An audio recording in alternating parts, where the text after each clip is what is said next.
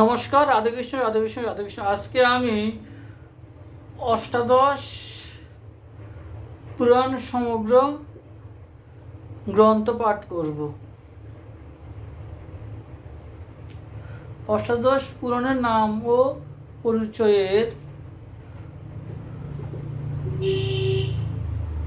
ব্রহ্মবৈবর্ত পুরাণ পাঠ করব।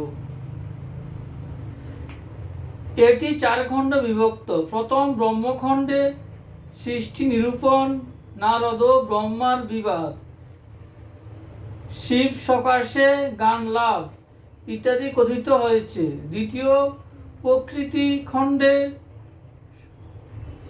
সাবর্ণীর সহিত নারদের কৃষ্ণ মাহাত্ম্যযুক্ত বিবিধ কথোপকথন প্রভৃতি বর্ণন, প্রকৃতি মাহাত্ম্য ও পূজাদি নিরূপিত হয়েছে। তৃতীয় গণেশ খণ্ডে কার্তিকের জন্ম, গণেশের উপাখ্যান, পরশুরামের কাহিনী, পরশুরামের সহিত গণেশের যুদ্ধ বৃত্তান্ত বর্ণিত হয়েছে।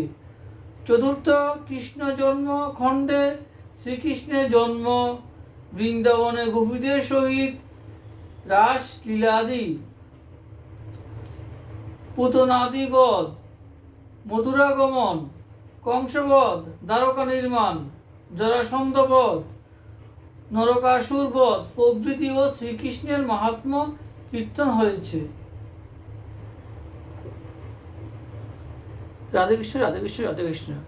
শ্রী শ্রী অষ্টাদশ পুরাণ সমগ্র গ্রন্থ কি জয়। শ্রী শ্রী অষ্টাদশ পুরাণ সমগ্র গ্রন্থ কি জয়। শ্রী শ্রী অষ্টাদশ পুরাণ সমগ্র গ্রন্থ কি জয়। শ্রী শ্রী রাধাকৃষ্ণ গোপাল শ্রীমদ ভগবদ গীতা কি জয়। রাধেকৃষ্ণ রাধেকৃষ্ণ রাধেকৃষ্ণ।